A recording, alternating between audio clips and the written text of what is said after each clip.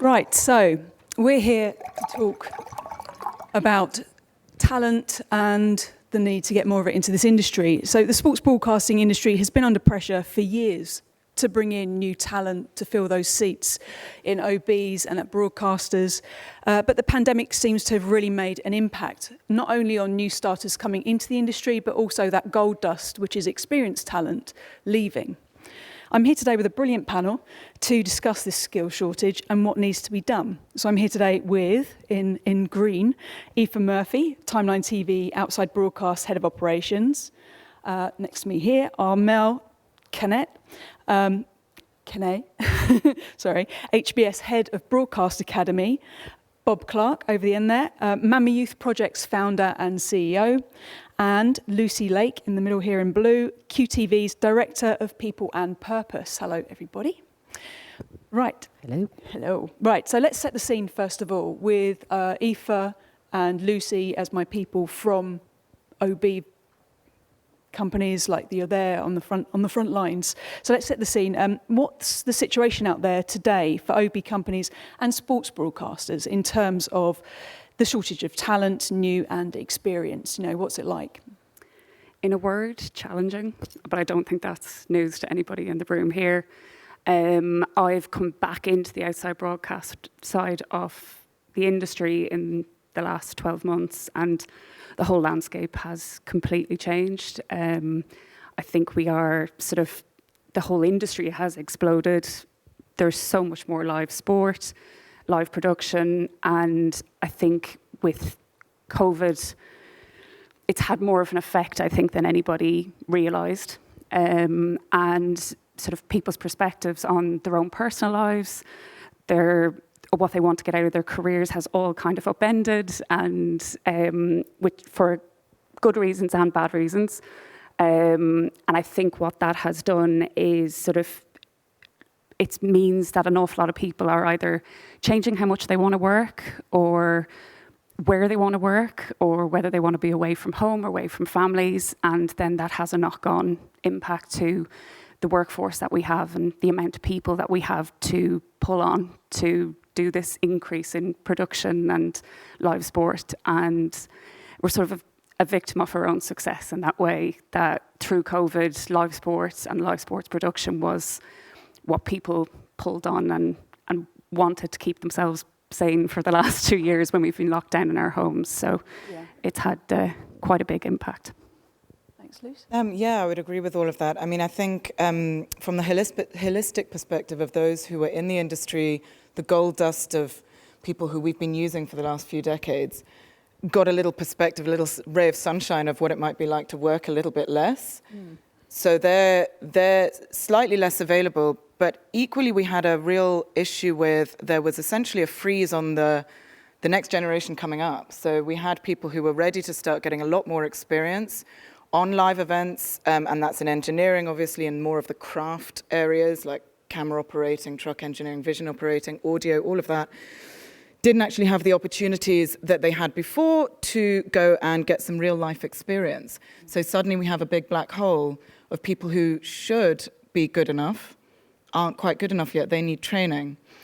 Obviously you can put that down to the graduates as well, but equally within the poor graduates who are having to finish their film and TV courses behind closed doors and from home, was that they then saw a new instability to an industry that they thought perhaps was an area that they could go down, because the entire live events and essentially the entire world did shut down for a period of time, and we saw that a lot of people suddenly became out of work. So a lot of people then went for a different tactic. So we've got a massive prong issue as to where the skills now come back. Sure.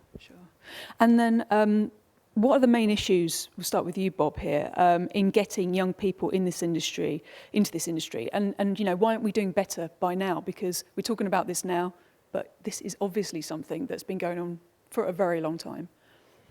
Yeah, it has been going on for a long time and still going on. It's COVID hasn't helped with young people's confidence, and we've noticed that a lot. Even in our last production, quite a few were affected by COVID. And You know, I don't think, and especially in sports as well, it's not something a lot of people think about, because, you know, in TV in general, it's like, I don't think that's for me. I don't see enough people like me. Yeah. Nah. And so, and I think it's even more so in sport. And the thing is, a lot of young people play sport. There's and you know, Mama Youth Project, we don't do segregation, so we help, you know, black, white, you know, whatever. And but it's, I would say also since George Floyd, it's actually got worse for black people.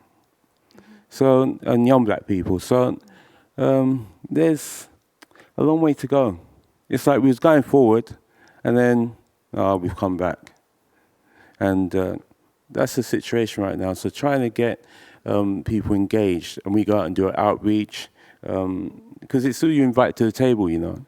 It's you know, if you look at your companies and you look at the makeup of your departments and stuff like that, you know, you can see it for yourself. And a lot of people asking, well, why? Why is it we're all the same?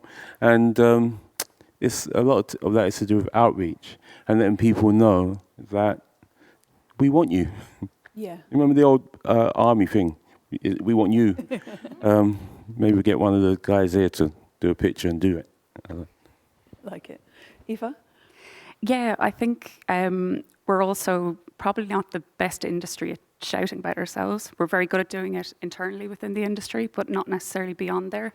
So I think it is sort of a big thing. It's about, you know, as Bob said, who you bring to the table, show that there is more roles out there, more diverse roles out there, something that might just tap into someone's strengths and abilities. And, you know, with sport, you know, watching sport at home, you only maybe see one or two key roles on camera, but there isn't a full understanding of what's going on behind the scenes as well. So I do think we need to shout more about it, and, you know, make people see there's more to it than just what they see on the camera. Definitely. I think as well there's a responsibility to be bared from all areas of this ecosystem. So you need to not be scared to go out there and say, we have not done diversity, we have not done outreach very well so far, and actually go out to the different industries and say, help us come over to sports broadcasting. Did you know that was a job that you could do? You're doing currently commercials, or you're doing this. And actually making a point to go out there and find people who are women, people of colour, people who are slightly different to the white young men who are coming through the ranks currently at the moment. But there's this burden of responsibility that needs to be shared by everyone, because actually ultimately all of this really costs money. And I hate to bring it down to that, but we could do lip service until we're blue in the face. But really what it comes down to is that when you are putting in a tender for a budget for something, and if you dare to put a line in for time to recruit, and your little black book of names of engineers, camera operators, everyone are the same old people you've been using for 20 years, and they are all male, they are all white, barring maybe a couple. So it's going to take you time to maybe recruit. It's actually going to take you time, but potentially if you're recruiting from another industry and they're not trainees, you're actually going to have to pay them a decent amount, even though they're potentially junior. So where does that cost come from? As soon as you put that tender in, that line just gets immediately stepped out as soon as the client, the sports governing body, the broadcaster wants to squeeze a budget. So as soon as you make it entirely the responsibility of the production company, you're sort of on a loss leader. And we're doing our best, and Bob's doing his best, but actually it does come down to who's going to actually put a consortium together where everyone starts to actually make a commitment not to just absorb the extra costs of all of this themselves, but actually put that cost onto the client and make it something that everyone can start shouting about where there is actually a difference made. Yeah. But that's short-sighted. You know, it really, I'm not saying, it's short-sighted because who wouldn't want a different mind perspective around their table? And in the long run, it's actually good for business. it's actually good for business to have different perspectives of people around your table, not just black, white working classes, underrepresented and all that. So that's short-sighted. And the thing is, and this is what puts people off as well, people know that, okay, they're saying they want me, but it never happens. But they put a black box on the social media, supporting. And we're not stupid, You got to have Mama Youth Project. Everything we do has to have tangible outcomes, and it's the tangible outcomes that you look for when you do something, when you put things into place. But as far as the budget line is concerned, that's short-sighted because having a diverse mindset of people in your departments, companies, is good for business. There you go. We could finish there, but we're going to keep going for a bit. That's good. So let's start with you, Armelle. Sorry, bring you in. So I want to talk about graduates versus apprentices. So this is something that we've spoken about before on SVG at women's stages, and training in general. Is the sports broadcasting industry perhaps overly focused on graduates when we know much of what is learned about individual sports broadcasting roles is often on the job and learnt from your seniors that take you under their wing, and is it time to change that perhaps with a bit more formal training from the companies that are employing? What are your thoughts? Well, I tend to agree from the Broadcast Academy side for sure. And we've realized, training can be a couple of hours to 5 days to longer courses. Maybe we shouldn't try and set ourselves on the fact that training has to be with a certificate at the back. Training can also be practical. What's important with training is that it will guarantee that the people that you hire will follow the company philosophy. If you start doing on-site training, and God knows we've all gone through this. I started with the Dakar in Africa, and I truly learned just there in the middle of the desert.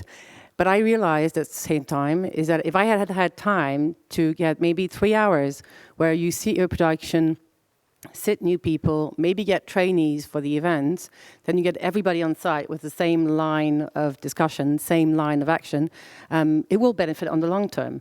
And then training, as we said, can be also short-term training, theory, but you can do also practice in your offices or do partnerships. So we need to consider that it's either training people from the outside, but also upskilling internally. And that's something that has less financial impact on your teams, but can be highly valued and respected from your staff members as well.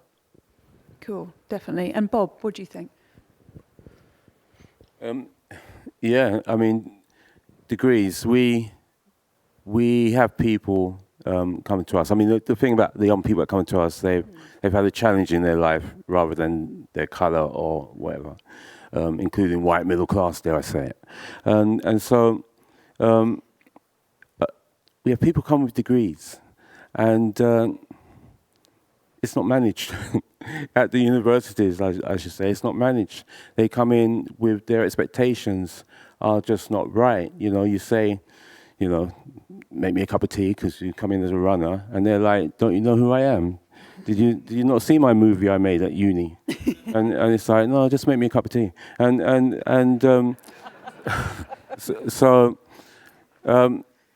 The expectations but we also have loads of people come in who've done nothing in media, just want to change their life and got the motivation to have a good career.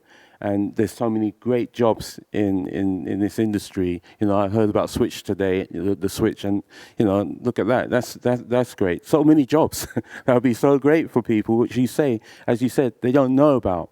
And the thing is about a lot of young people that are used to pressing buttons and doing things and stuff like that. I haven't got qualifications, but if you're just taking graduates and looking at graduates, you're missing out on so much talent. Me personally, I've had a great career as an editor, now producer, exec producer, and all that. And I haven't got one qualification. I stopped going to school at 15.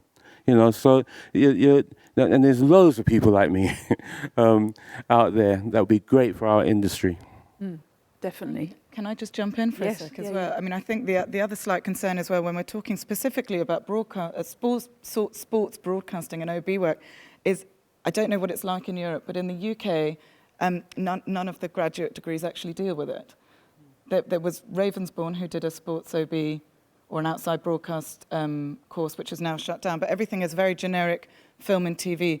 So with the poorly managed expectations, they do all leave those courses expecting to be on the next David Attenborough documentary or making a really intense movie. So by the time they've actually realized that anything to do with what we need in our industry, they're possibly 3 to 4 years into a junior job in the wider industry, and it's already too late. So you really have to look at the apprenticeship schemes, you have to look at trainees, you have to look outside the box, very much so, because the actual courses we're talking about from graduate levels don't even do what we need them to do. Especially not when you're looking at everything that's being sold here, like Switch and stuff like that. It's not done. Yeah.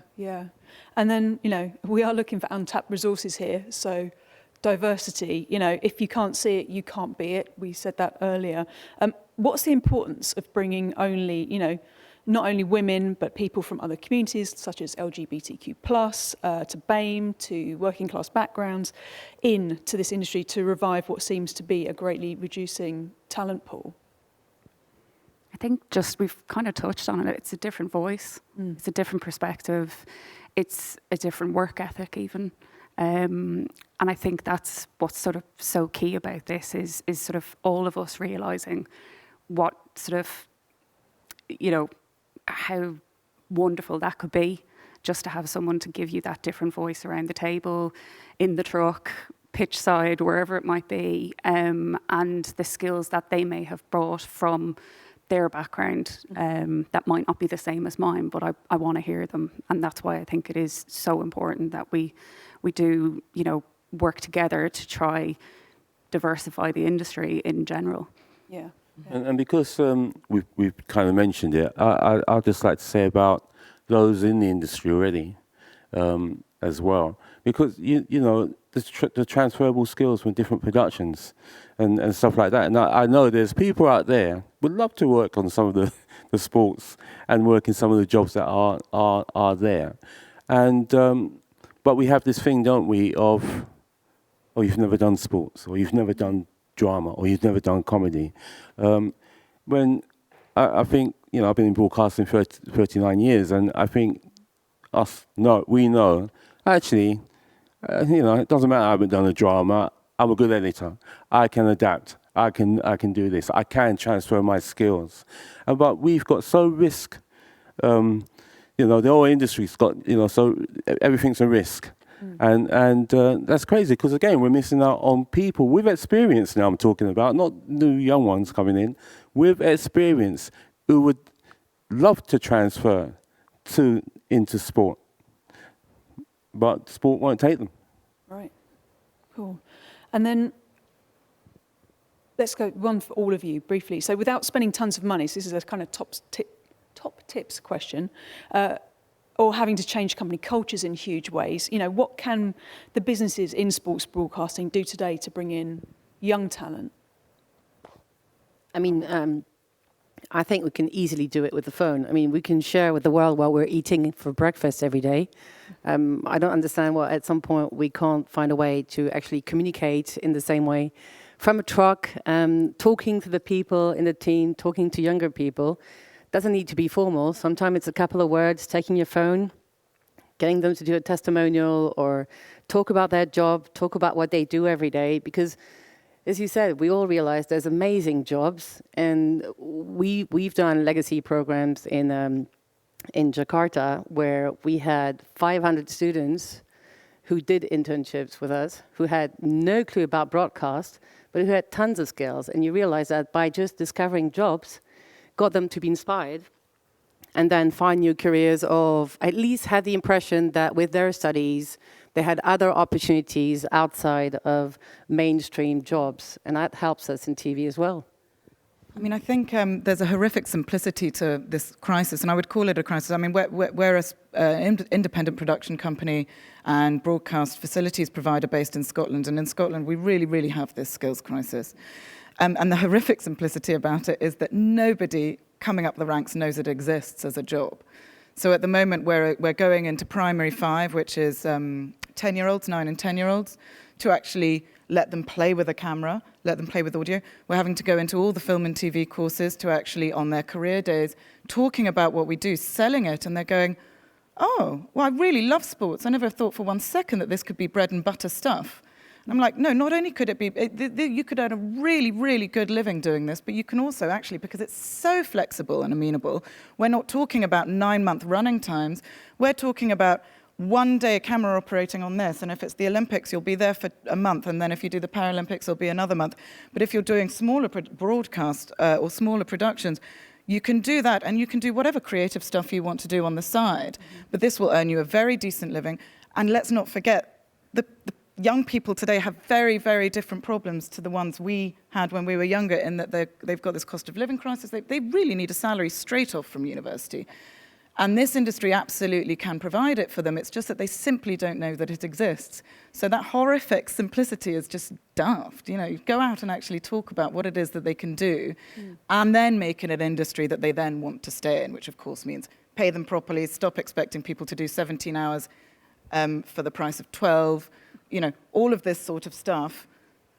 And then we've got something good, we've got something going. And I think, if, as you said, if we communicate and we talk, and we actually share the ideas, and we actually start picking up the phone and stop being scared about going, right, I'm in terrible trouble here, I need some help. Have you got anyone who who's young and who's great and vivacious? Then we'll actually be able to do something. Sure. And Aoife? Yeah, I think it is exactly that. It's working together. It's sports broadcasters, it's production companies, it's facilities providers, it's working together. And like a good example recently, Sunton and Vine did their HBTI program during the Commonwealth Games.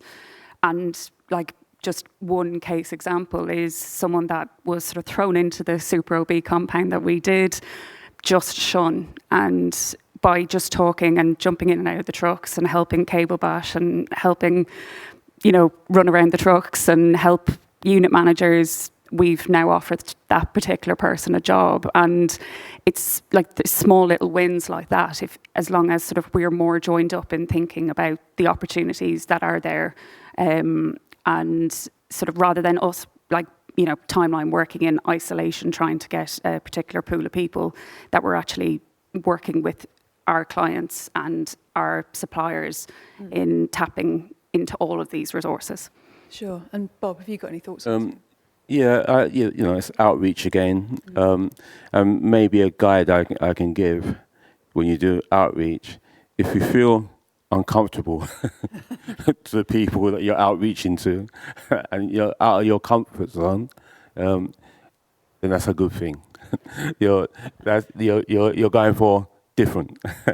So that's a guide there. And the other thing I would say to chief executives and owners is that, a lot have got more sincere.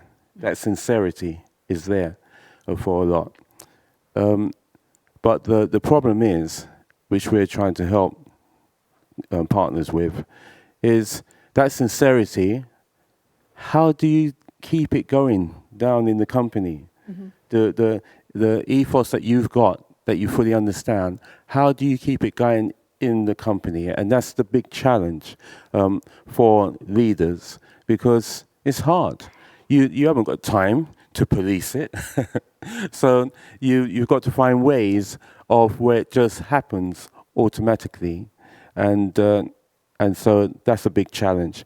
If that could be sorted, that would be such a good thing for progress.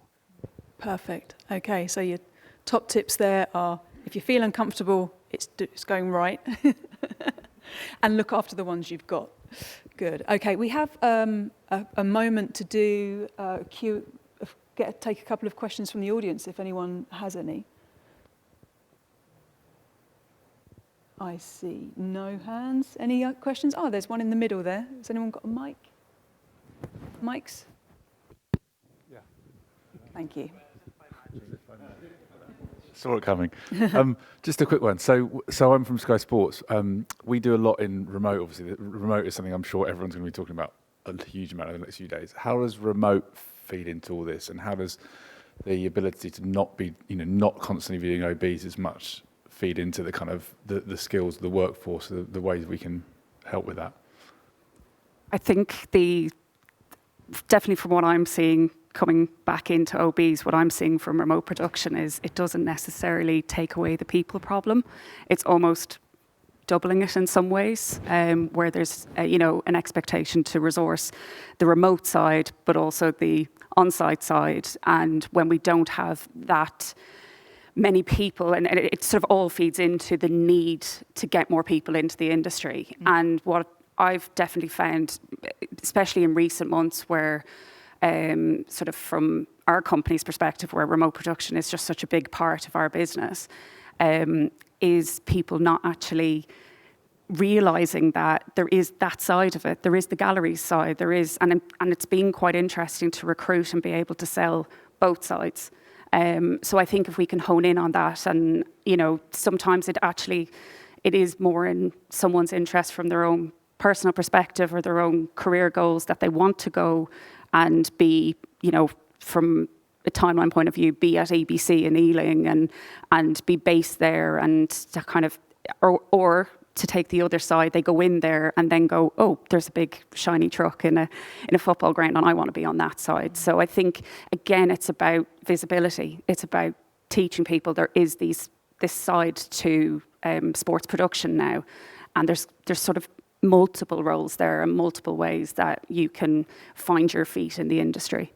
I think from an inclusion perspective, it's brilliant. We're in this transitional phase right now where it has doubled the problem, in a sense, because we need them from both sides. But as all of this technology that's being dealt with through IBC today starts to merge in, and actually remote becomes far more the primary source of how to do things, it's already helping us, for example, to be able to recruit more women who are traditionally the people who need a little bit more flexibility in terms of caring responsibilities, and fewer of them can be away for a certain period of time. And that trickles down into people of different socioeconomic backgrounds and stuff. So if you can say to them, we will need you for these very, unfriendly hours, but just for this day, and you'll actually be in the right city, it's immediately improving the inclusivity of the job. So from that front, I've been very excited to be able to actually sell that side of things, to try and get more people from slightly different areas into the industry. Yeah, I think it's great, and I agree with everything there. The one thing we have to think about, though, for those coming in, is, and I think Dana said it, the CEO of Sky, is how do you work with people? How do you get the ethos of your company, of the department, if you're all remote? And so there's a balance that has to be found. And for me, certainly with new people joining the company, the organization, as I've done with mine, no remote working for a while. Let's get to know the company first, get to know us first as a team and the ethos of what we're about. And so I think that's very important. But remote working can be great, yeah. Great. Any other questions? Oh, there's one there.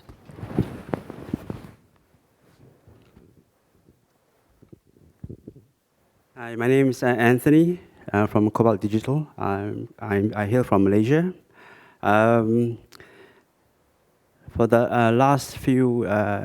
last year during COVID, I went back to my college in Malaysia and tried to speak to their principals if there was interest from people trying to create contents production. And most of the students that come to this college or university, they study their courses like computing, business studies, accounting, and they have something. Self-initiative from the students themselves. They do their own production, but unguided. They do it for fun. It's like social media and stuff like that. So, do you think that there could be some opportunities where you're going to universities, colleges, to sort of like initiate something like this?